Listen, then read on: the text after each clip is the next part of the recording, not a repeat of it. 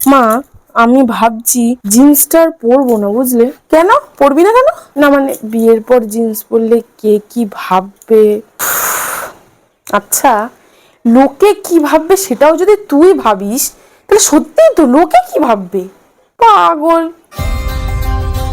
কি গো দিদি, কি করছো? এই তো দিদি একটু রান্না বসিয়েছি। বাবা, ছেলে বিয়ে দিয়েও তোমাকেই রান্নাঘর ঠেলতে হচ্ছে বুঝি? তা দিদি, আমি তো ছেলে বিয়ে দেওয়ার সময় এমন কোনো চুক্তিপত্র লিখিনি যে বিয়ে দেওয়ার পরে আমি রান্নাঘরে ঢুকবো না। বসো না তুমি। মা, ভাবছিলাম আমি জবটা ছেড়ে দেবো, বুঝলে? কেন রে, কোনো সমস্যা হয়েছে নাকি কাজের ওখানে? না, কোনো সমস্যা হয়নি, কিন্তু তোমারও শরীরটা ভালো না, কদিন পর পর শরীর খারাপ হয়, তোমার উপর খুব ধকলও পড়ে যাচ্ছে সংসারটা। আমি আবার একটু মন দিয়ে সংসারটাই করি নাকি। আমার শরীর দুদিন পরেই ঠিক হয়ে যাবে। হ্যাঁ, ও একটু ঠান্ডা গরম লেগেছে, আর কিচ্ছু না। শোন মা, সংসার হচ্ছে একটা আজব গোলক ধাঁধা। একবার ঢুকে গেলে না, ওই গোলক ধাঁধা থেকে আর বেরোতে পারবি না। চাপে চাপে একদম চেপে যাবি। আমি যে এই ভুলগুলো করেছি, আমি চাই না তুই সেই ভুলগুলো করিস।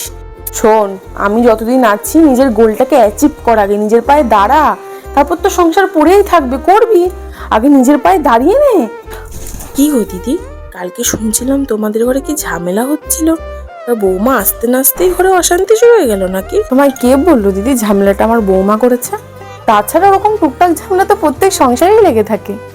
তফাৎটা শুধু এইখানেই যে আমরা অন্যদের মতো লোকের সংসারে কান পাততে যাই না।